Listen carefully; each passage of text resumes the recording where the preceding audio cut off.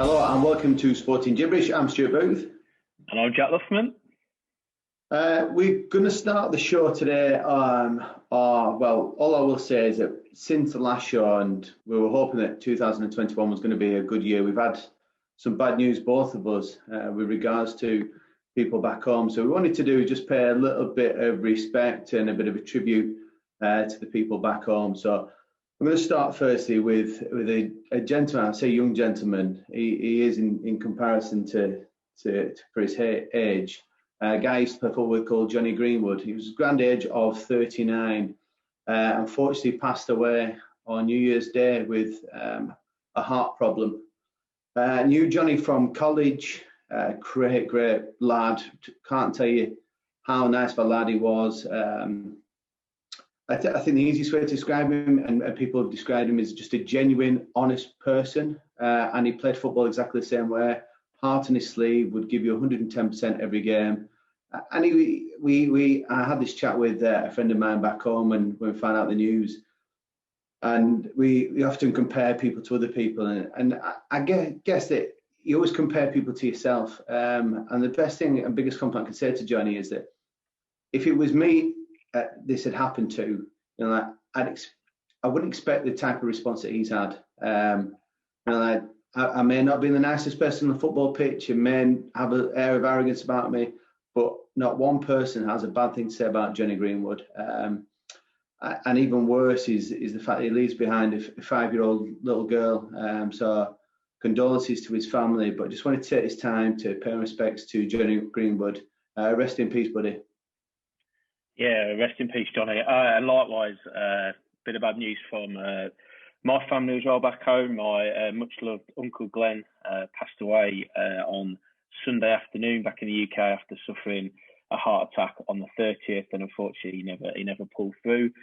Glen, again, was much loved by everybody. Actually featured on Sporting Jibberish back in the summer, as he was the chairman of the Boss United Supporters Association, and featured with the vice chairman in just before their playoff final back in the summer. Much like you say, Stu, Glen was an uncle of mine. Spent a lot of time with him on the football pitch, actually, when I first started playing football, watching football. He used to come and watch us play cricket, avid listener of the show, and such a shock for all the family, particularly, obviously, his wife, my auntie Pauline, his daughter Amy, her husband John, and his grandson Harry. So, been a tough week, but rest in peace, Glen, and much love to you. Yeah, R.I.P. Glen. It didn't really get much better than that. Unfortunately, my grandma passed away as well. Grandma Booth. She had a full life. She enjoyed life to the max. She was such a positive, charismatic lady. I can't say enough good things about her. But what she would say at this second in time, I tell you what she is, Jack. She's a bit of a fruitcake like you. She would often sit there and watch 5 days of Test cricket without even blinking an eyelid, even being bored. Yeah, so very much after your own, cut of your cloth. She'd do that and the snooker for some bizarre reason. Was absolutely sport mad, and I think it's just tribute, from her point. But what she would say to me right now is, stop talking, Stu, let's just get on with it. And I think we're going to take my grandma's words now, and we're going to get on with this show. We pay our respects to everybody. But yeah, as my grandma would say, just get on with it. So we're just going to get on with it. So on today's show, we're going to be talking football as per usual. We've had the semi-finals the last couple of nights here. I think we're 3 nights when you guys look at it. Arabian Gulf League, Premiership, and then obviously the opening up of the FA Cup this weekend. Transfer window is now in full flow. See what happens with that. We also saw the finish of the darts. So we'll have a little bit of a chat about that. Jack's rant, Sporting Gibberish talking point. We're going to be looking at Jurgen Klopp's rant this week and penalties, but then also the FA's decision about coronavirus and their decision on the FA Cup, but we'll go into more detail about that. Jack's going to entertain us with a little bit about cricket. Cool. Big year coming up, Stu. Wake up, come on. Yeah, sorry, it's when people mention cricket, sorry. We're going to be getting Larkin back on. He has actually sent us a voice note this week, so good to have Larkin back for 2021. and then also the little impact of COVID across the UK and how it's impacting sport. We're going to start off with our sporting week, Jack. So any news on developments with regards to you and any fixtures or anything going on? Yeah, so actually the league season's been confirmed. It's going to start next week, potentially the week after. That's only because there's been a few dropouts in the DSL for one. I don't know the reasons why. So we'll either start a league campaign again next Saturday or the week after. There are some friendlies this weekend, although I'm sitting out because I've got my MRI scan finally results, and I've got some tendonitis on the Achilles tendon, so I'm going to have some shockwave therapy on that before I can do anything. Hopefully that'll happen this week. But the lads were back in training last night. It looked good session there. I did go down and have a look. Good session. I don't know what we'd call it. The social team / midweek team actually playing a final tomorrow evening in Sharjah. So they play lots of mini tournaments. So it's only like 4-team tournament, but they've managed to get to the final tomorrow night. So yeah, cricket seems to be hotting up. And yeah, looking forward to getting back into it. Actually, hopefully get this treatment out of the way. I'm going to have a hit early next week and hopefully be back on the field for the first league game, whenever that is. Good stuff. What on earth is shockwave treatment? I've got no idea. I've got no idea. Show me this. I mean, have you ever had an MRI? He showed me the results. So Yes. See this. It's class, isn't it? At first I've had one. And basically it's a bulging of my Achilles. So the shockwave therapy apparently goes really deep, and it's an alternative to an injection, or of course, like strengthening of it, or going in there to operate something which we don't want. So I've got no idea what it is. I don't know if it's going to shock me into doing something brilliant. Maybe I'll get more than 3 Stu if I have it. We all have our fingers crossed, Jack. Interesting though that your bulges down by your Achilles tendon. Never heard that before, but that's another story for another time, I think. I'm pleased I found it. Yeah, aren't we all? Oh, I think Shell's probably more happy than anybody else. But yeah, let's stay on topic, Jack. Stop it. Right, okay. Right. So news for football. There is hope that 11-a-side will start up, but it's just waiting with the Dubai Sports Council right now as we speak. But if not, they've promised the 9-a-side leagues are going to carry on. Oh, sorry, 7-a-side is going to carry on within a couple of weeks' time. So looking to start that. And good news is we are not going to be at Jebel Ali. It's all going to be played at the Sevens, which for anybody to buy, I was having to travel down to Jebel Ali on a Thursday night, which is a good 45-minute drive. Meanwhile, Sevens is a good 15 minutes away. But I just need to be aware because there's a trecky road up to Sevens, as I've seen before, with lots of sandbanks. And actually, we never saw that, did we? So it was. No, I don't think we have time right now, Jack. No, we've got a bit of time. So was it the final or the semi-final? Wasn't it? It was the game you lost, yeah. Yeah. You wouldn't know. You didn't stay low enough. He only just got there. So what actually happened was he said I could come down. Anyway, we recorded the podcast that morning. I think listeners will remember. When I got there, he was in a 2 and 8 because he'd been on the end of term Christmas festive celebration, hadn't you? Anyway, when I was batting, I did see him arrive, and Larkin actually was there as well.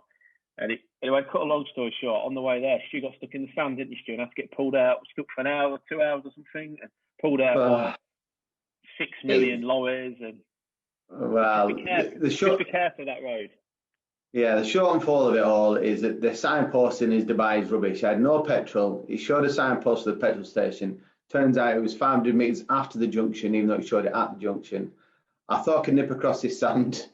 Didn't make it. Got stuck halfway through. And then, ended up with, I think, 6 people at one point all around my car all speaking Arabic, and I'm stood there like a gooseberry waiting to see what was going on. And then this guy dragged me out. But the guy beforehand tried to rev me out, and I was then sat there going, I'm going to run out of petrol. And then I think I had 16 kilometres in my car when I got stuck. When I got back in my car after they reversed me out, I had 5 kilometres left. But thankfully, I managed to make it 500 metres down the road to get to the next petrol station. So any All-Stars manager, your gaffer there, if Stu doesn't turn up or is a bit late, then send the search party out into the desert. He'll be stuck somewhere. Yeah, check the local sandbanks. That's key. Hoping to get football back up and running next couple of weeks. That's good news. We did actually train last week, so it was a good run out. Excellent. Good to get out and about and do something. But yeah, in the meantime, what we've had is we've actually had the PDC World Championships played. I wouldn't say, I did say at the beginning I thought an unknown would win it, but it turns out it wasn't. It was one of the seeded players. Gerwyn Price turned up in the final, beat Gary Anderson. Have you seen the match-winning dart, Jack? I haven't seen it. I read about the fact that did he have 11 attempts at the match-winning dart? I was like, that's like watching me and Eddie last week. Yeah, right. It was. I tell you what was interesting though, because you can see that so much sports psychology is so much wrapped around that game. Is obviously he's missed it a few times, and at this point, Anderson I think has given up, and he's kind of gone, "Oh, I'll just see this out. He's going to hit it." And I think then Anderson starts to get a whim that that he could be within a chance here. Then Anderson misses a few, but then Price takes himself off. Basically, just has a word with himself off. He walks right up to the trophy. Because at first I thought he was going to talk to the trophy or something. I look at the trophy, turns around, puts his head down, gets himself sorted, goes back up, and then nails it. But yeah, he was phenomenal darts, and considering that's come from 2 years ago being a professional rugby player. Yeah. I didn't realise that's what we said last week. Yeah, phenomenal. Yeah, and a good thing, because what I did see some footage on, I think, social media. I think it might have been from one of the Sky presenters' accounts or somebody there, that how eerie the Ali Pali actually was with nobody there. I think it might have been his semi-final when he let out a big roar when he won, I think, Gerwyn Price. And it was just surreal. And I know we've talked about the fact that no fans and that. And so fair play for them to getting themselves up for it and playing some really good darts. Because, it's nice to have another name on the trophy, I guess, particularly for those darts fans around the world. Yeah, it's just a shame he's just Welsh. That's the only issue. But yeah, good news on that point. But it's interesting because now he's leapfrogged Van Gerwen. So Gerwyn Price is now rated number 1. But what I did find interesting when I was doing a little bit of research about the darts is that you've now got the top 10 players in the world, top 10 ranked, are not the 10 players that have gone through for the Premier League Championship. I don't know. Which I find really bizarre. So I think missing out the top 10 is James Wade and Michael Smith are in the top 10. Don't make the Premier League darts competition. So it's funny because they've named 1, 2, 3, 4, 5, 6, 7, 8, 9, 10 players, and it looks like there's a final player to be confirmed after this current tournament, which is playing the Masters. But yeah, Wade and Smith are currently missing out the top 10. So Dimitri Van Berg and Jose de Souza have made it in for the Premier League darts, which I find really strange considering they're not in the top 10. So what's the point of having a top 10 ranking? Yeah. Is it because it's like a franchise? Do you reckon it's like a franchise of it, or? I don't know. I from my imagination, would be the Premiership should be a top 10 players, but I know they get a wild card because they took the lady in last year, didn't they? Yeah, that's right. Yeah. I think she failed miserably when it came to the Premier League. But the strange thing is that they reduce it. They kick 2 of them out. I think they call it Judgment Night, where the bottom 2 get kicked out of the competition completely. But I did find it interesting that not all top 10 have made it through. So it's a bit like having a Champions League, but then saying, we'll give the first 3 places and then we'll give the 4th spot to somebody who wins the Fair Play League. It's a bit.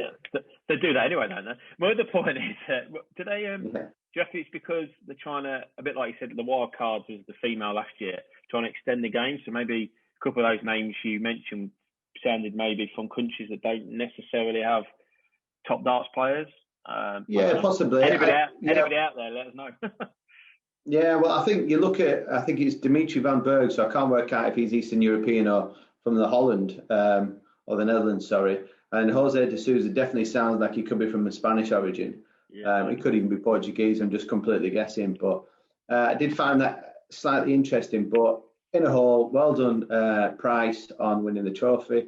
And begs the question, is darts that difficult if you can go from playing professional rugby to becoming a dart player in a couple of years? We had this debate early on in the summer, didn't we? As to whether, or more, is it a sport, is it a game? But interesting. I would say it's repetition, isn't it? And coping with pressure. But we'll see. Oh, definitely. So for Christmas, Jack got me a dartboard. So all I've been doing is practicing my doubles.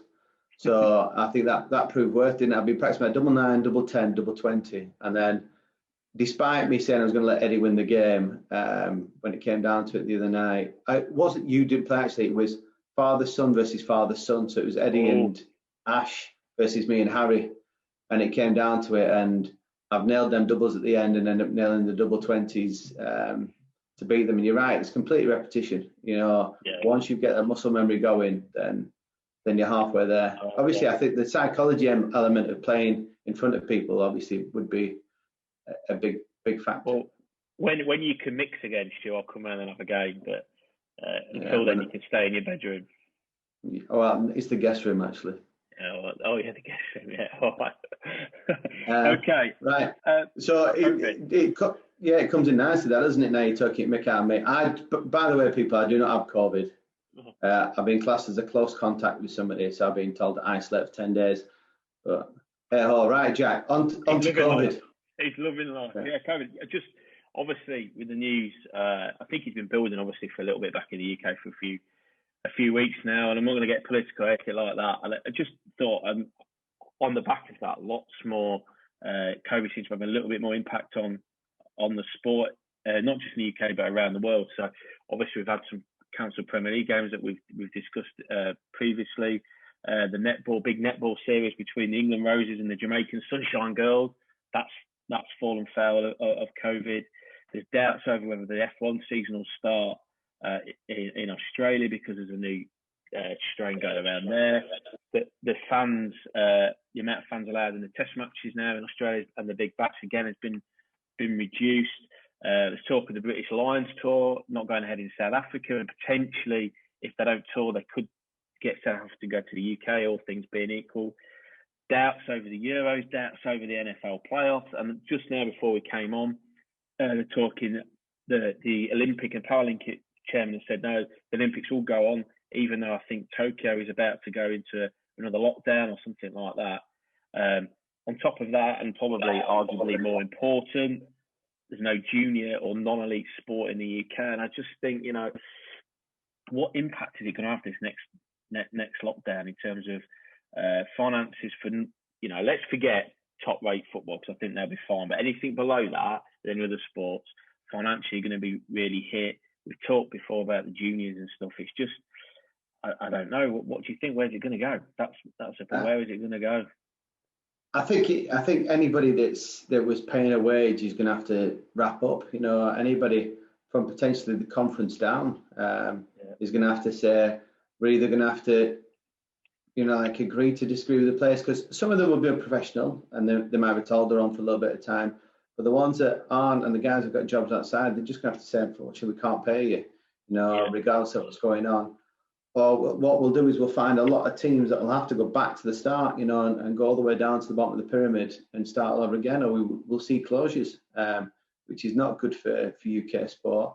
But I suppose if you flip that around, then a lot more amateurs will then get the chance to play at a better level, because they'll get the opportunity to come in. So it's bad in the sense that historically sport in England has that history about it, and we love it. We love non-league grounds and we love non-league teams, but some are going to have to press the reset button and may find themselves, hopefully not closed forever, but may have to take a little bit of time out until they can get themselves financially sorted. Yeah, sure. And I mean, I don't know. It's obviously tricky for everybody, but I don't think some of the top footballers, and I'm going to mention the Indian cricket team in a moment as well about that, not helping themselves. Everybody in the UK now in lockdown, and we know how that we've all been in there at some point, how that can affect people. And they've talked about the fact that they're allowing non-elite sport to continue on because of the mental health side of things for those who are locked down, to try and at least they can watch something and get involved and feel part of something, which whether we agree or not with, that's probably for a different debate, and people far more qualified to talk about that than us. But some of the footballers who are breaking quarantine rules, and 3 Spurs players were part of that over Christmas, is ridiculous. Other people making sacrifices for their own careers and lives, and then obviously those on the front line are risking their lives, if you like, from time to time. And then you might not have read it because you're not informed about cricket, but the Indian cricket team, obviously in Australia, now they're due to go to the Gabba, which is in Queensland, for the next test match after this, and they've turned around and said that if we have to stay in a bio bubble and isolate, we're not going. because in Queensland it's quite free, so that's where a lot of the Big Bash games are going on at the minute, where it's pretty much full house cricket, but all the teams in the Big Bash are still bio-bubbling and isolated, you know. And the Indian cricket team have turned around and said, if we have to go out there and play, we're not going in a bio-bubble. How selfish and ridiculous and how is that when other people around the world are making sacrifices and losing jobs? And I find it, you know, well, you probably can tell, you know, and much like some of the footballers have broke it before and now, it's ridiculous. And they need to kind of step up and be role models for everybody else. Oh, we actually had it. And I think when you talk about that, and we talk about Premiership games getting called off, I think if like, let's imagine that Spurs had a game called off because of them three idiots going to the house party. I think Spurs should be punished as a club, you know, that they should be made to play the game, you know, or forfeit the points or the game, whatever that next fixture is, just to try and re-emphasise back home the importance of them. You know, professional sports people are in such a privileged position. It's not like you're isolating in squalor, you know. It's not like you sat there with no TV. And these guys have probably got TVs like the same size as me, you know, like. I'm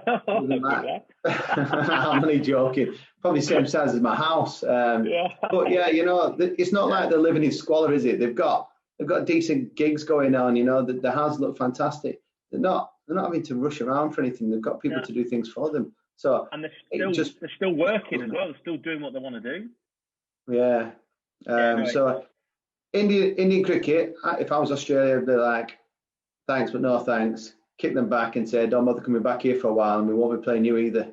You know, let's be honest. Them two teams together are a big pull for cricket. So India will lose out in the long run because they'll lose out on revenue and sponsorship and things like that. So if I was Australia, I'd be like, sling your hook and get rid of them. But I tell you what, I did find bizarre, and which was questioned yesterday. I think I sent you a message about is that everybody in the UK, complete lockdown, not allowed to leave, and Celtic are out here doing a training camp. Yes. You know, that just, for me, is a little bit of a kick in the teeth. You know, they're still allowed to play football. They're still getting paid this stupid amounts of money. People are being furloughed. People are worried about businesses. And then Celtic decide to go and take themselves off for some summer training or winter training, they call it, don't they, in the warmth.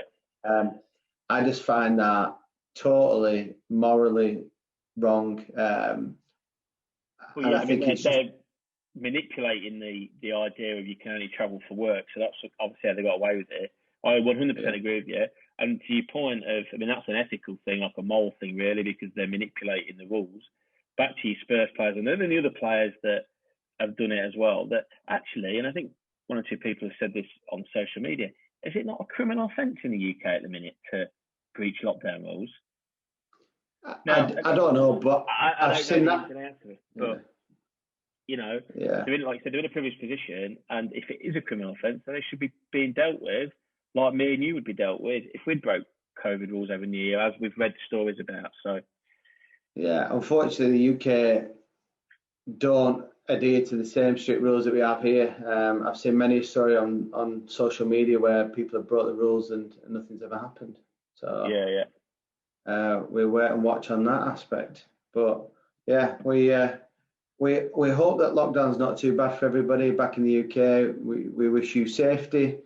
Stay safe, look after yourselves, and just keep plugging in and watch Liverpool turn out and give good performances and have a giggle at that. Yeah, that's it. Brilliant. Yeah. On to football. Well, we started to Arabian Gulf, or do you want to start with Liverpool's great week in the Premiership? Or I don't mind. Well, I'll just hide from that for a little minute. We'll start with the Arabian Gulf. We'll go with last week's results. Fujairah lost 2-1 to Kofrakan. Sharjah beat Ajman 2-0 as expected. Al Ain with a good result probably for you boys, 2-2 with Al Jazeera. Calvin 0-0 with Hatta. But then you boys didn't take advantage of that, and you ended up drawing with Al Wada 2-2. You could have done with beating them and pushing yourself clear, which then allowed Benias to probably claw a little bit closer to you guys because they won 3-1. And as predicted, Al Wassel 2, Shabab Al Ali 2. I was following that. I watched some of it. I was following it a little bit. They were 2-0 down, Shabab Ali, weren't they, as well? Yeah, and Al Wassel had a player sent off. So Yeah, so yeah, as per usual. But I did speak to Pedro yesterday. He's interesting, keen to come back on and gives a bit of a rundown of the league so far. So hopefully we'll hear from Pedro, if not next week, the week after. But Excellent. As for league standings, it gives Sharjah a bit of breathing space now. They're 2 points clear of Al Jazeera. Your draw means you're still 3 points behind Al Jazeera. Beniyas are now only 1 point behind you. Al Ain are on 20 points, so they're 4 points behind you guys. Then it's Al Wadal, Kalba, Shabab Al Ali, Al Wassel, Al Dafra, Kofra Khan, Fujairah, Ajman, and Hatta make up the bottom two, still without a win. But this weekend is not league games, it is actually cup games.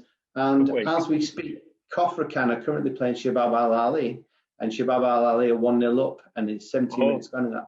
Yeah. So we hope there's no, I don't think there can be a draw. I think it has to be a result tonight. So one way or another, we're going to get a result. Al Nassr, are playing for Fujairah. Beniyas are playing Kalba. Sharjah against Al Wassel, which would be an interesting fixture, but it's at Sharjah. Fujairah, Debazali have got another fixture against you boys. It must be the league fixtures. Or it must be, maybe it's a two-legged quarterfinals battle. Sorry, yeah, two-legged quarterfinals. So it's Sharjah Al Wassel, Beniyas Kalba, Al Nassr Fujairah, Kofra Khan Shabab Al Ali, and then they replay that game again, not till the 25th of Jan. So it's tonight and tomorrow for the first leg, and then the 25th and 26th for the second leg. So we'll keep you guys posted on them results. Probably the moment you've all been waiting for. Liverpool in the Premiership lost. And we'll move on. I tell you what, Mariner has done as a treat. I texted you the other night. Did you watch it? Yeah, I did. Mariner. I have to agree. The poor decisions. Poor decisions. Thiago does not foul Armstrong to start with for the first one. I can't believe more's not been made of that. Armstrong gets in front of him, throws himself down. Thiago doesn't even touch him. It kind of looks like he's going to grab at one point, doesn't. Armstrong goes down, gets a free kick. Shocking defending by Trent Alexander-Arnold. Unbelievable finish by Danny Ings. That finish is what you consider world class. No matter which way you look at it, that was an unbelievable finish. And then I did ask you to have a look at the two penalty decisions. The penalties for me, I think. I think the one with the handball is the guy's thrown his body. Whichever way you look at it, when you throw your body in that act, like Joe Gomez got done for handball against City, and he had his arm, I would say, probably next to his body with it slightly out, which stopped the cross. The guy. Go on, sorry. No, go on, carry on. And I was going to say, I just think the guy has thrown himself. His arm, is near his side, but it does make him slightly bigger.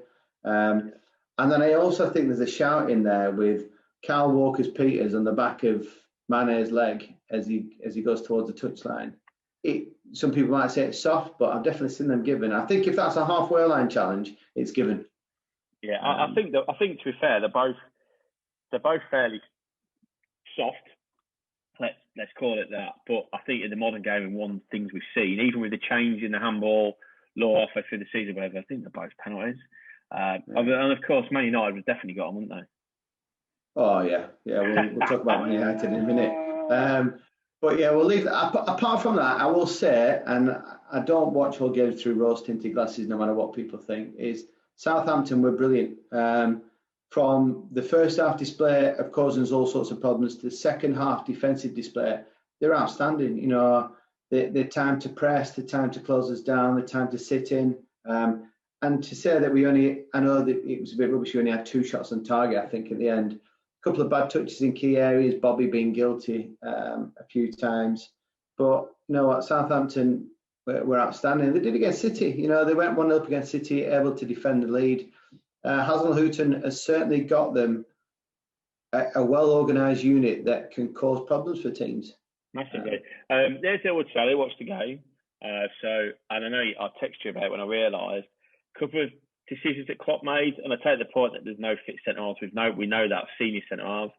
Playing Jordan Henderson there, And also, has it exposed a little bit and I think Thiago will be able to open up defences. It's his first full game, wasn't it? But has it exposed a little bit that what we said, and I think you've agree with it, that there's a bit of a lack of creativity in midfield when sides do that. That like Spurs went through that 3 or 4 years ago, and they were probably the most exciting attacking team in the league, and sides would come and just go park the bus, so to speak, or whatever. And Spurs found it very, very difficult. It's not easy. It's not easy. No, but I think as a Liverpool team, if you're the current champions of the Premiership, you're going to have to go there and break teams down. But interesting with regards to what you said about that. But if you look at Liverpool's potential best 3 midfielders, Henderson, Fabs, and Thiago, 2 of them played at the back that game. Yeah. So it just shows how lack of cover Liverpool have got a centre back, that you're having to drop two of your potential best 3 midfielders into your back line. I think the issue is that the Phillips is going to be really good against a big lad. If there's balls up there to be won, you stick him in there and say, go and win the headers. Reece Williams, as good as he is, I think there's that naivety for him to dive in or get caught out, and I think Klopp's aware of that. So I think playing against Danny Ings, he's probably just gone, Danny Ings is a very good striker. So maybe we'll get Henderson in there for Henderson's ability, to cover Danny Ings for pace. And Fabs' ability just to make tackles. But Trent was very, very below par. And I would say that watching that game, Kyle Walker-Peters has done himself lots and lots of favours and ticking lots of boxes, for an England call up there. He was absolutely outstanding. Yes, I've always rated Kyle Walker-Peters, but I think the issue with Spurs was not so much that I think Jose even saw his potential, but I think he wanted ready-made defenders. To a degree, to obviously solidify and do what he needs to do to try and win trophies. So I think, to be fair to Spurs, they obviously sent him out on loan to Southampton and then gave him the option to go. Disappointing from a Spurs fan, and lots of Spurs fans would agree with me. But from the flip side of it, good to see him playing well. Well done, Southampton. So I can say, Man City look back to the best, beating Chelsea 3-1 with what potentially probably been their best performance this season, which puts Big Frank under a lot of pressure, I think. Yeah, hugely. I think I did read somewhere, and I said this before, I don't think he knows his best 11. It's almost like he's got an embarrassment of riches. They spent all this money, and he actually doesn't know what his best 11 is. So what I couldn't understand was, Guardiola played with no striker, which to begin with raised a few eyebrows, but it worked because they would look back to their best, let's say, pinging it about. So it probably didn't matter who was up there. They had 300 forwards at one point, it looked like. But with Chelsea, his 2 goal scorers, Giroud and Abraham, were on the bench. I couldn't understand that. Yeah. Giroud's in form as well. Yeah, that was bizarre to me. And to be honest with you, they looked like, to me, that team the other day, and I can't comment on the other games because I don't watch the Chelsea, I haven't seen any, but that game the other day looked like they got 11. It's almost like a school game. Right, we've got the best 11 players, and we're now just going to put them together. They didn't look like a team. There's no cohesion. There was no patterns of play. There was no runner. It was very, very disappointing and disorganised. As good as Man City were, because Man City I thought were very good. I said to Paul Walker at work today in regards to the final, I think it's good for Spurs' point of view that we're not playing Man City scheduled for the final, which I think we scheduled for 2 or 3 weeks, as it usually is. And it's moved back to April 25th because I think they're going to go on a run now. I fancy them to go on a run, looking at how well they played and playing them in a final, playing like that. I think whichever team are playing against them, you're going to have to play well to beat them. Yeah, you're going to need 3 buses, aren't you, for that game? Yeah, maybe 2.5. Yeah. Leicester, great result for Leicester, beating Newcastle 2-1, keeps them still within a sniff of that top place. Arsenal, dead bizarrely, win 4-0, and suddenly all the worries have disappeared, and they're an amazing team again. The young lad, isn't he? Yeah. Smith Rowe, we mentioned last week, playing really well at the moment. So I just think at the moment still papering over cracks, and that'll come clear at some point. Brighton 3, Wolves 3. I think great result for Brighton. Disappointed for Wolves because especially with other teams dropping points. They would have liked to keep themselves close to there. Crystal Palace 2, Sheffield United 0. How long are they going to keep going? I think they're probably just going to stick with him for the rest of the season now. Because they're not getting out of it. They're not getting out No, of it. I admit they're going down now and then start to look at the rebuild. So maybe get some time to rebuild, or maybe they look at bringing somebody in at some point to then say you rebuild. Spurs, great result against Leeds. I think it's probably the first time Leeds have not scored, isn't it? You look really well though. Yeah, we played well. Not again, and I think I spoke to my dad about it. That Spurs are not the easiest team to watch at the minute, particularly as a Spurs fan.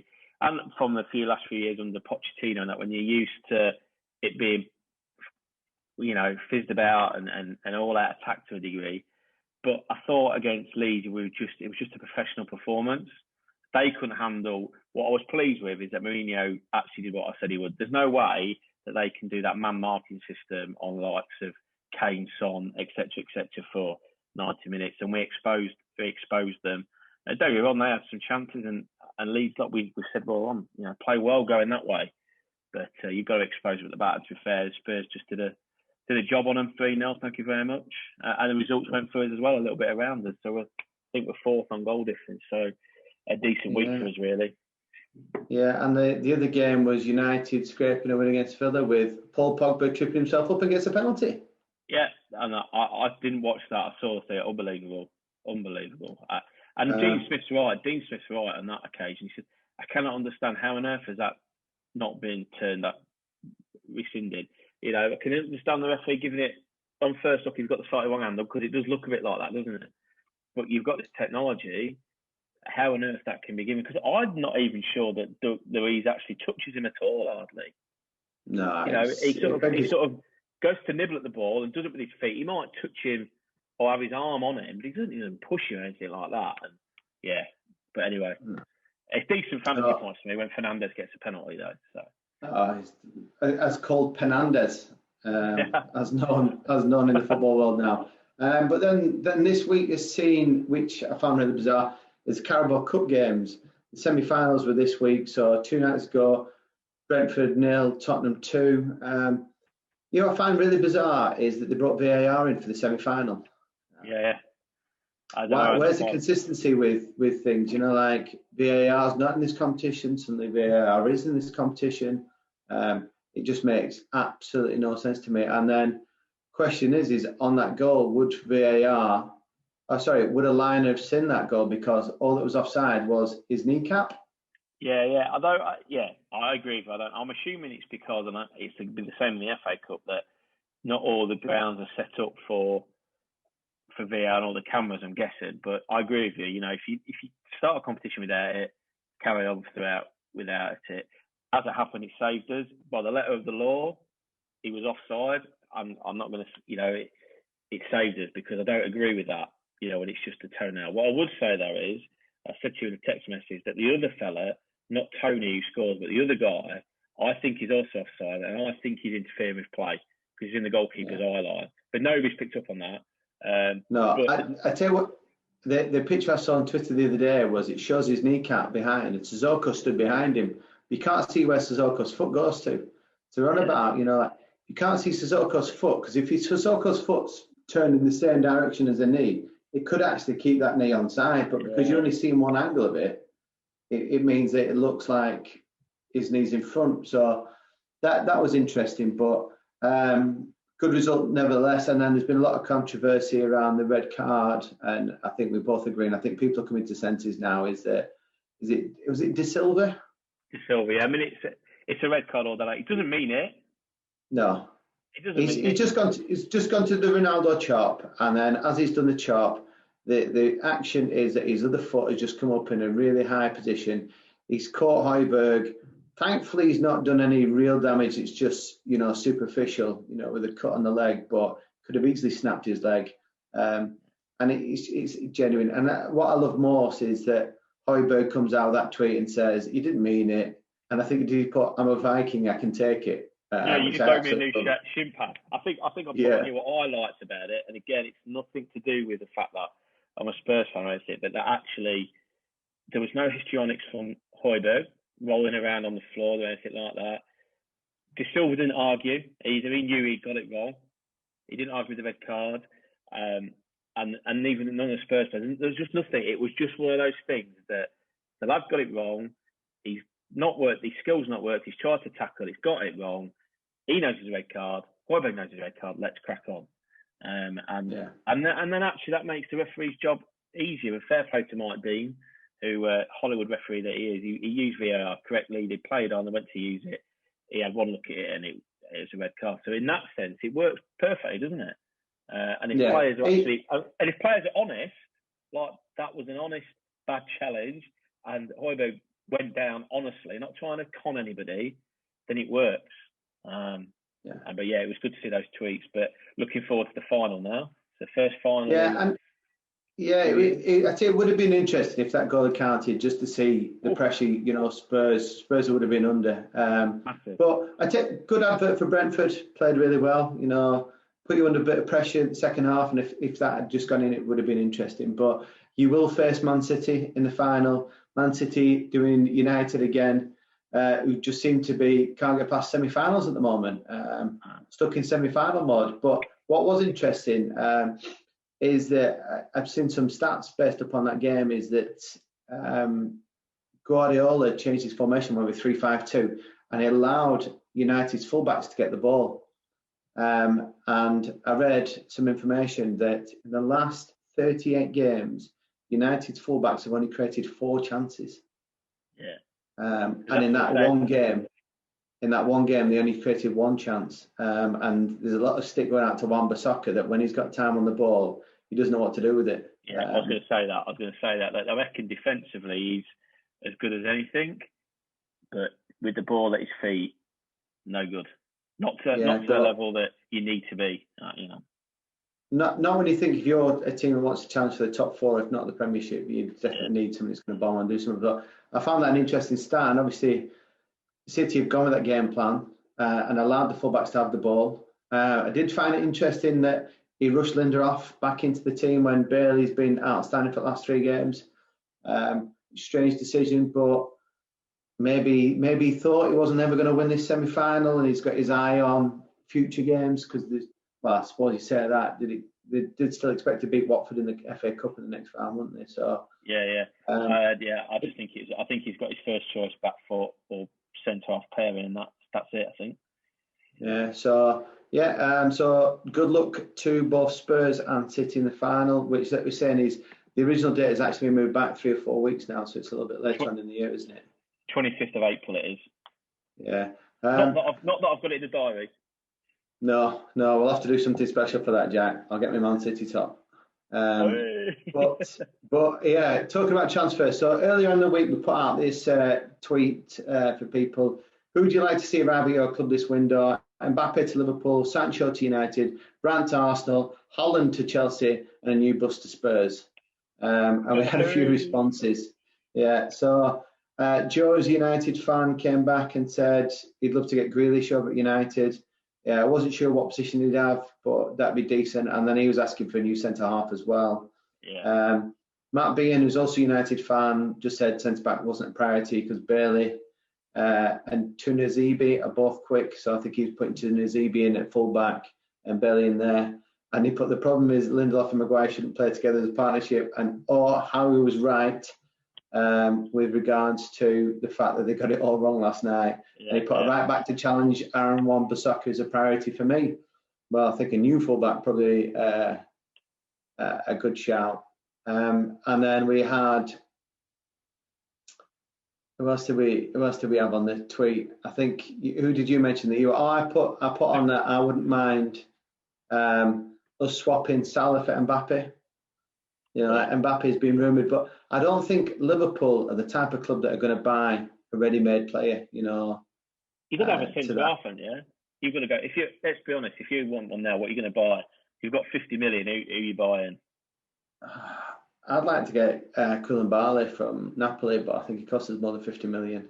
Yeah. Or let's get to that's what you're going for. Somebody to get 50 million. You need a centre half, surely.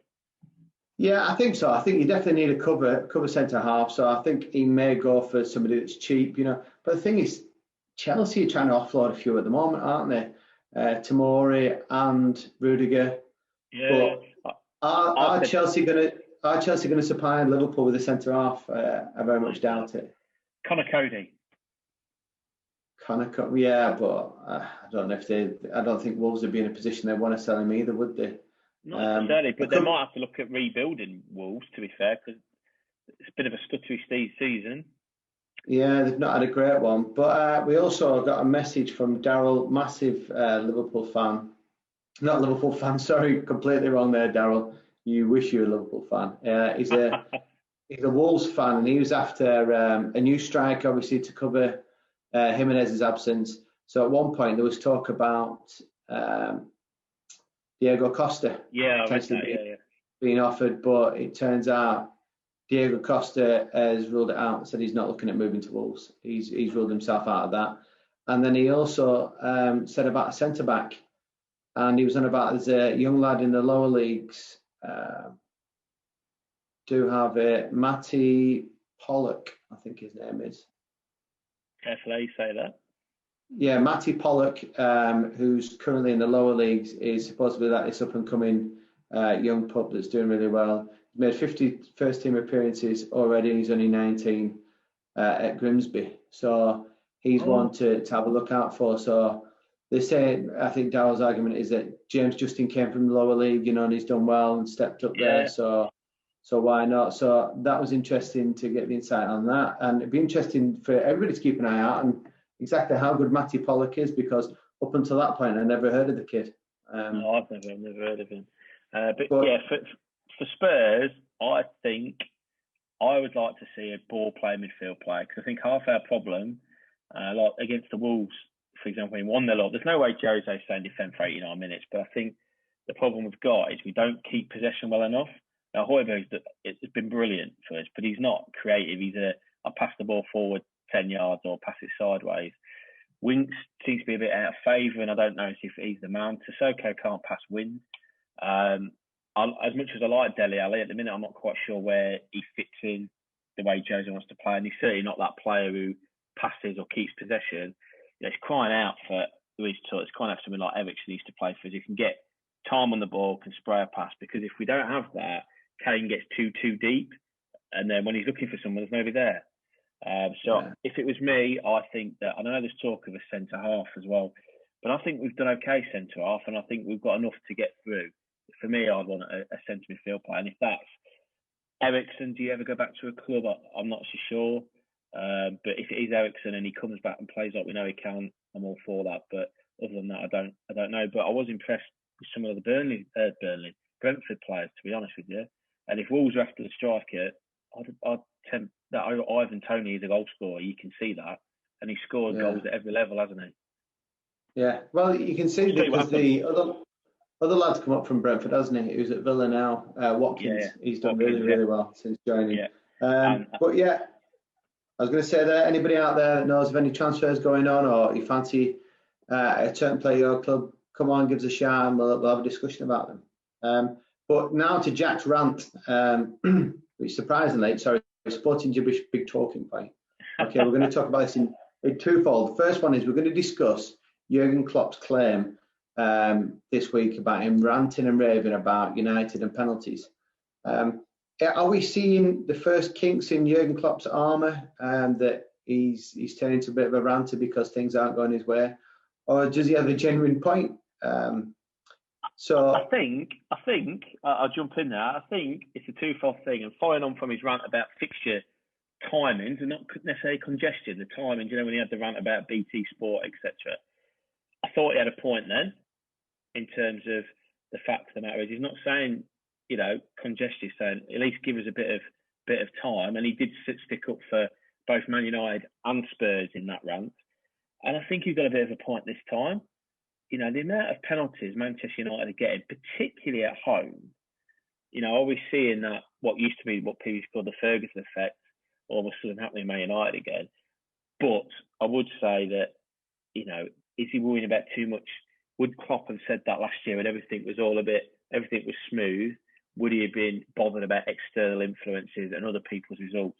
My answer would be no. So you're right. things obviously aren't easy for Liverpool with injuries and that consequently results. And there is fixture congestion for everybody. And you don't know what goes on behind the scenes. I assume it's, although they're very privileged to still be playing, I'm sure it's quite stressful getting tested and all the bubble stuff that's going on a daily basis. That, yeah, there might be a little bit of a chink, and he's just got to be a bit careful that he doesn't become like a bit of a, I don't know, a pantomime Dame or pantomime villain if he's not careful. I thought it was more like pretend to be Jose Mourinho and just whinge about everything.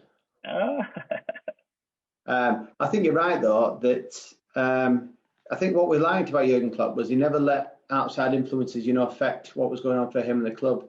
Kind of laughed it off. But there's an element of truth in it. So what I've got here is the stats since Jurgen Klopp took over. Who do you think has been awarded the most penalties since 2015? October he was appointed. I would go with let's go Man United or Leicester City, because I think Leicester get a lot of penalties. Leicester City are currently top. Yeah, Leicester City have been awarded. Can you guess how many penalties they've had since 2015? Oh my goodness. 35. 45. You were 10 off. 45. So Leicester City, 45 penalties. Second place is Man City with 43 penalties. Then it's Man United with 41. And then there's a decent drop all the way down to Crystal Palace, who are next, which I didn't think of Crystal Palace. But then you always think about putting Mihanovic. Is it Mihanovic? How do you pronounce his name? The centre midfielder who takes the penalties from fancy football. They've got 36 penalties. And then it's Liverpool with 30 and Chelsea with 29. They make up your top 6 teams in the Premiership for penalties. So in theory, Leicester City have had 15 more penalties and United have had 11 more penalties. I don't have the stats for this season, but I can imagine United are absolutely smashing Liverpool for that. And you'll have people like Keys and Gray going, well, Liverpool get given penalties all the time. Well, according to them stats, we're 11 penalties behind United and 15 behind Leicester. So what does that work out in the last 5 years? That it's going to be 2 or 3 wins difference potentially of goals. It's an interesting one, isn't it? Or is it, like you say, I just wonder whether he's trying to. It's a bit of mind games. They're all at it, aren't they? But whether is it really him? Is it really him? Is it really Klopp? I don't think it's his style, is it? No, maybe he is trying it. Maybe he's trying to either gain more penalties to Liverpool or make people question United more. But we did get a message last night. Was it? I don't know if it was Joe or Henry on Twitter saying, I think there was a penalty claim in 96 minutes, wasn't it, for United? It was like, I'd love it if they give a penalty now, just to try and trying to get at me. But unfortunately they didn't get one, and Hernandez was pretty average against a good team. So maybe he's not a big time player. But the other aspect we wanted to talk about is the FA and their decision to take each individual case into consideration for COVID for the FA Cup. So they're not necessarily saying that every game's going to be forfeited. They're going to take it into an individual case-by-case viewpoint, which I don't have an issue with that. If you have the likes of Spurs where 3 or 4 of their players have gone out partying and they've caused that spread, then I think you either force a team to play it or they forfeit the game. I completely get that. But I think what is a little bit disappointing is when you've had teams in the earlier stages, close to your heart, Jack, Boston, had to forfeit their game because of a COVID outbreak. It just makes a little bit of a mockery of the situation that you either do it, and like we said about the VAR, you do it at the start and you stick with it, or you don't do it at all. You don't chop and change when the big boys are involved. Absolutely right. I mean, it did, and I'm pretty sure it happened to some other non-league clubs earlier in the competition, and it absolutely did happen to Boston United. Boston had an outbreak of COVID. As a consequence, had to forfeit. I can't just remember which round it was. But of course, they had a really good run in the FA Cup last year. And like any non-league club, just as Marine are going to have their payday, albeit not as big as it should be this weekend with Spurs, Boston would have been eyeing up one of those runs, but were forced to forfeit the fixture. To their credit, to the chairman and the manager, they didn't make much fuss out of it. They just sort of said, the rules are the rules. We can't get a team in time. They're not going to be out of that isolation period. There's nothing we can do. It's just one of those things. We're going to have to take it on the chin, both as sports people and obviously financially. And you're 100% right. That's absolutely fine. But you can't just then change it because Cersei Derby is struggling out there. They reckon they've got an outbreak there, so not one of the first team and or Rooney's going to be there. They don't know whether they're going to play the game, or they're going to play the youth team or whatever. I don't know. You just can't change it halfway through. That's what I don't like. If they were going to have this in mind moving forward, then let's take Bosch United's case. They should have just put that round back. Let's be honest, it's not affected that many fixtures back then. No different to how I remember some rounds, you'd get to fourth round weekend and there's still some third round fixtures being played because of the weather and things like that. So there are ways around it, but I 100% agree with you that you cannot change it halfway through just because it's Liverpool, it's Spurs, it's Man United, it's Man City, whoever it is. That's wrong. Oh, well, actually, and then it makes a mockery of the Carabao Cup as well because they made teams forfeit. So Leighton Orient lost out on a big payday with Spurs, didn't they? Yeah, credit to the Spurs fans. They bought tickets and shirts and things like that from the Leighton Orient shop that day, and they've sold out Marine's ground as well, haven't they? The Marine has sold virtual tickets. So yeah, but it's not fair. It makes a mockery of that because it could be that Leighton Orient could have beaten us. Yeah, just as a game of football. Yeah, and that's I think for a fan's point of view, but for a player's point of view, you've got your chance to. You're stepping on the big stage, and I think I mentioned it last week. We talked about the FA Cup, about all these clubs being chucked in together. Is that opportunity to play against Harry Kane or Son? I was fortunate enough to play against a Premiership footballer, Scott Oakes, but he was an average at best Premiership player, and he played for Leicester City. But the fact that I played against him is something that I'll always remember. He wasn't the best player on the pitch. He was on trial with Burnley at the time. We played Burnley, and he's just one of them that I'll always have that memory. Nobody will ever take that away from me. And unfortunately, players have been deprived of that this year. So very disappointing. And again, it's a little bit poor form, I think, from the FA to make that decision midway through. And it just makes it look so corrupt and so set up for the big boys. And Liverpool was it last season? And it all blends into one when they went up to play in the World Club Championships and they were forced to play Villa in the cup with a youth team, and you're like, you do not, you pick and choose. I wonder if that had been Man City and Guardiola, would you have done that? Or Man United years ago played in the club championship and they didn't enter the FA Cup, didn't they? And didn't get fined or anything like that or whatever it was. So it's wrong in my opinion. Yeah, right. Okay, right. I've got my pillars ready. Proper sport. I'm ready for it, Jack. Let's go. Cricket. So England have arrived in Sri Lanka.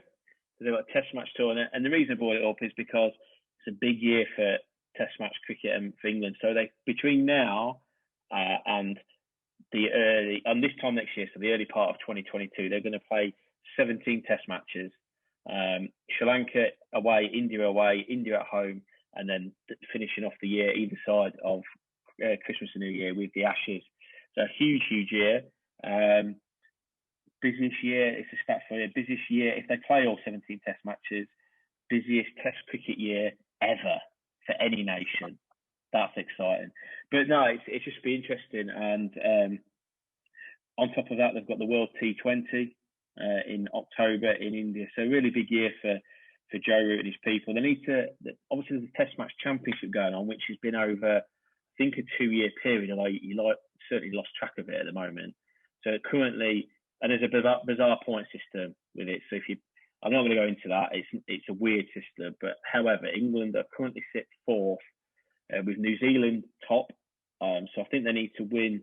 So they need to win in Sri Lanka, probably win in India to make the final, which is June. So some big cricket going ahead. So really good for all those cricket fans in the UK who are locked up. You'll be able to get up early for sure. It'll be early morning when Sri Lanka starts.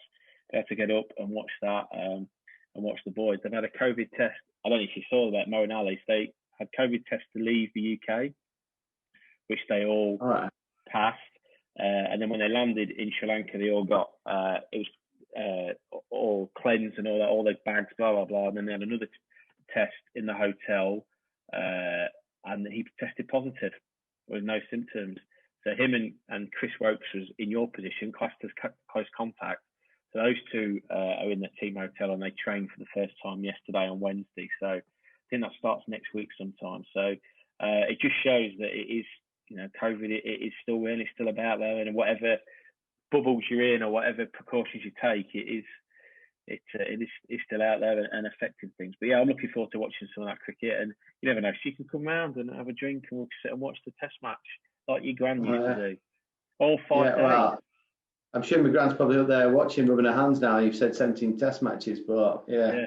I think I'm going to throw some darts in my eyes. We could play darts and watch the cricket all at the same time. We play darts on your massive. We can play darts and watch the cricket on your massive TV. There you go. Yes, we could do that. Yeah, I tell you what, Jack, it'd be a great time for you to get isolated. Oh God, I love it. Imagine I can go isolated. What do you mean isolation? You can't go to work. You can't do anything. You got to work from home. You can't even be in close contact with Michelle. Like, well, let's get in that room and let's get the Test match on. Yes, sounds like a plan. Right, okay. Moving on. Just a quick question to you. Do we realistically have a chance of getting the Ashes back? Yes, I think so. Definitely. I think it's a big year. I think England's, I think both sides, Australia playing England at the moment, I think both sides bowling is outstanding, is the strength. Probably England's got more depth than Australia when it comes to the bowling front. So whatever attack England puts out is really, really good, albeit the spinner is probably the weak point. Australia's bowling attack's outstanding. They've got a really, really good spinner. But the batting, both sides' batting is weak. Australia's rely on probably Warner, Labuschagne, and certainly Smith. And a lot of England is really Stokes and Root. I think if England can find a settled and consistent top order, it looks like they're doing in Sibley and Crawley and Burns, although he's not in Sri Lanka because he's stayed home for the birth of his first child. I think if they can get that top order solidified and consistent over the 12 Test matches prior to the Ashes, I think we've got a really good chance. But a lot will depend upon, I know it's just a lot will depend upon the big boys, Root and Stokes versus Smith and Labuschagne, Smith and Warner, I think. But we've got a good chance. And I'm hoping, all things being equal, I'm hoping to go across next year to watch it, or this year now, of course, this year to watch it. Yes. Well, we'll keep up. Well, hopefully we'll hit that right. Right, on to fancy football. Well, I'll quickly run through the league because it's been quite interesting. Next week, we're going to go run through, I think what we're going to do, Jack, is we're going to run through exactly how the cup competition, the cup draw is going to work and how it's going to happen. And then we'll get the cup draw, a date in the diary for people that are in Dubai that want to come and join us, hopefully for a beverage to watch the cup draw live. And then we're also going to stream it because it needs to get up and running in the next couple of weeks. So we'll give you full ins and outs of the cup next week and also do a recap of some of the prizes that are still yet to be claimed. But before we go to Larkin, I'm just going to run through this week's league. So I'll just run through some big movers. Matt Bean has moved up to 4th place, getting 80 points now. So Matt Bean has jumped above you. Other standout performances, it almost bit me in the bum this, but Henry scored a massive 88 points. Oh, Henry. But unfortunately, Henry, you lost out on the weekly prize by 1 point. Congratulations, Jade, with JDFC. You actually got 89 points this weekend and the weekly winner. I'll quickly run through Jade's team. She had De Gea in goal, Chilwell, Cresswell, 11 points, Walker Peters, my man that I keep raving about, with 6, Grealish with 7, Fernandes was captain with 20, Saka with 8, Son 13, Ward-Prowse 6, Calvert-Lewin, who seems to have gone off the boil, with 2, and Kane with 12. But even on the bench, you had Ward with 7. So she could have won by even further. And we think that's your good lady, Matt Aldred, don't we? We're pretty sure. Yes. Yeah. Yeah, we're 99% sure. So if you can drop us a line and we'll get the voucher ready, Red. And good news for you, Matt, if it is Jade, dogs are allowed in. And that's only because Matt has 2 dogs before anybody comes out with any wisecrack references. You can take Inky and Mouse with you. Anybody that knows Matt knows that all he talks about is these stupid dogs. I tell you, we're not sitting in about 3 hours. A picture of the dogs going on a walk with the Cleef in the background. Yeah, no. Come on, Matt. Don't let us down. But now, do you want to pass over to Larkin? Let's see what he's going to say for himself. Let's hear what he's got to say for himself. Hello, boys. Good to be back, old Larko here. The gaffer, bringing you the absolute jam. All right, so I know you missed me last week. Few things, I was pretty rattled off New Year's Eve, got the timings off, missed the poddy, had it all recorded, had the tips ready to go. Those of you who follow me online have been diving into my DMs. Well done for getting Susek in there. The boy, Ken brought the jam back, didn't he? Okay. And to the rest of my fans, yeah, don't worry, I'm back. I've not come down with COVID. I'm not in tier 4. I'm not in lockdown. I'm doing okay. All right. Thoughts are going out to all the rest of the gaffers in there that are struggling with that at the minute. So, like the rest of you, I've been equally stressed with what's going on with this COVID business. Mainly the effect it's been having on my fantasy team. It's been ridiculous. Games being called off every 5 minutes, getting called off just before kick-off. All right, and it's been an absolute nightmare. All right, I've had the chairman breathing down my neck. Not to mention Mike Phelan absolutely seething at home, heavily pregnant. Might have had demanding results they've been, and luckily the jam season come together and brought it back. 83 points, I'll take that. Okay, Luffman, I know you've got a similar amount of points. This leads me on to my next bit: is plagiarism. Yes, I'm here to bring you the jam. I don't mind sharing my tips. I'm a guru. I've been there. I've done it. I'm one of the best to ever done it in fantasy. I'll share my tips. I don't mind.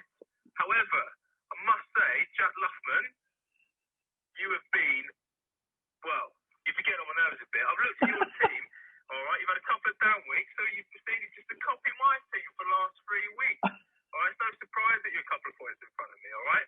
Remember, it's fantasy football, but it's still some honour. Anyway, tips for this week, right? So if you've not looked already, you'll see that it's an interesting game week. Only 6 games in the mix, all right? Okay? Those of you might be too legit to play your free hit.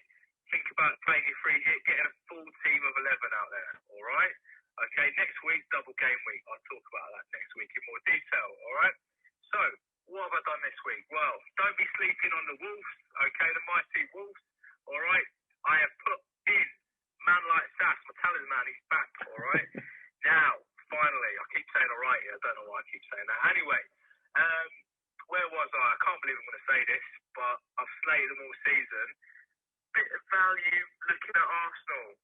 My boy Emil Rowe Smith, I don't know what his name is, all right? He's got to be good. He's got 3 names, just like the GOAT himself, Sean Wright Phillips, baby GOAT, Bradley Wright Phillips, okay? Get him in, all right? 4.4 million, so much value there. Ooh, it makes me sick. Right, so they are my tips. Luffers, stop copying my team. I'll see you next week for a pivotal week in the EPL season. Double game week. Ooh, get your teams in by Tuesday. Stay humble. See you later, lads. I tell you what was interesting there. Did he call Souček out, the one I recommended, and he slated me for?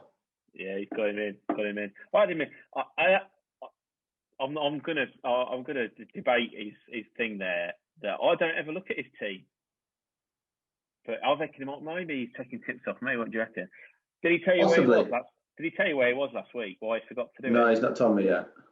Well, he was on a tour of the maternity ward at the hospital hospital.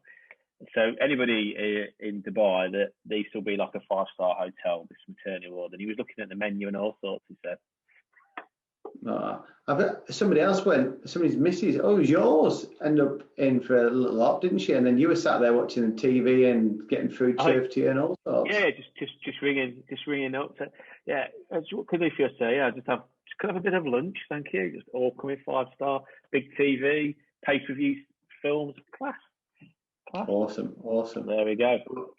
Yes. Just remember on the fantasy football though, it's the next game week that Larks is talking about, not this week. So obviously this weekend is fantasy football, not fantasy football, FA Cup weekend. So we look forward to welcoming Larks back next week. Yes, look forward to it. But yes, end of the show again, Jack. Another one. Big thank you to everybody out there. But as always, Jack. What do we know?